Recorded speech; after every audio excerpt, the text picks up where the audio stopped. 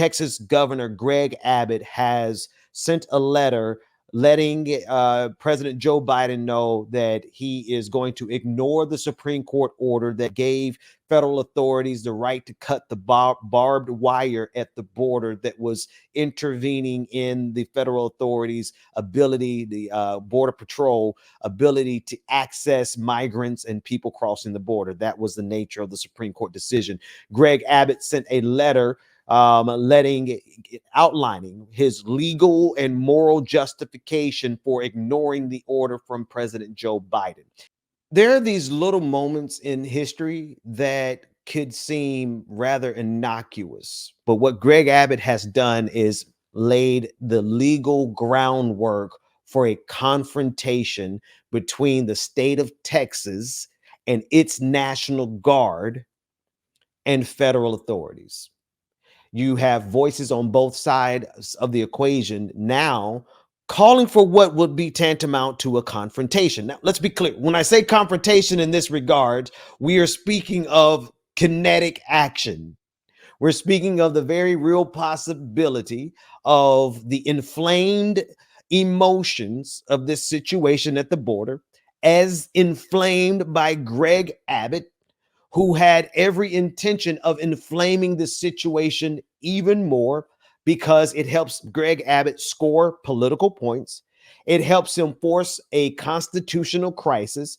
It helps him posture as if he is the hero of the story, and Texas is a victim of the big bad wolf of the federal government who isn't protecting them from this immigration crisis. And I put that in quotations because, well, there's a good argument against whether or not Greg Abbott's legal justification, considering this an invasion, is even viable. Okay, so the underlying arguments from Greg Abbott, they are fallacious, to be certain. He presents this as a false dichotomy between the federal government either doing what he says at the border, right, or that represents an abandonment of the state of Texas. So he creates this false dichotomy through the entire. So these are things that we expect from conservatives, from Republicans. We expect this disingenuous argument, this disingenuous logic, and this disingenuous framing. Here's the thing, folks. We've been so used to them doing this over the years that we don't see the inflection point. Right now, a governor of one of the largest states in the union with the history of secession has now laid the legal and moral justification, albeit I want to be clear. What he has in the letter is neither logically consistent, nor is it morally consistent, and it's not constitutionally consistent. I use artificial intelligence to deconstruct the letter very quickly and deconstruct it on every level, from the logical framing, which we found multiple fallacies. Abbott's argument hinges on a singularity, Biden's alleged failure. This paints a stark black and white, amplifying the perceived threat and creating a hero Texas against villain federal government narrative. It's a power play, asserting state independence and challenging federal authority to sway public opinion and potentially gain an upper hand in negotiations. The letter weaponizes duality and logical fallacies like slippery slope and appeal to emotion. Fear of chaos due to unchecked immigration becomes the crux, ignoring nuance and potentially inciting anxiety to justify state action. This strategy plays on emotional triggers, aiming to bypass rational analysis and garner support. Constitutional framing, Greg Abbott's justification and use of the Constitution to justify the state of Texas taking action against the decision of the Supreme Court doesn't even line up constitutionally. What Governor Abbott is doing is not just unconstitutional, and it's not just harmful to very vulnerable people, but it is impairing the Border Patrol's ability to do their job. And it's the Border Patrol that is trained and equipped to address migration. El Paso Congresswoman Veronica Escobar, speaking in El Paso Monday, says she believes Texas Governor Greg Abbott is out of line for adding razor wire to the border fence, just a day after the Supreme Court issued a ruling saying border agents could take down the wire. Legally murky waters. Despite invoking the Constitution, Articles 4 and I, the letter navigates legally murky waters.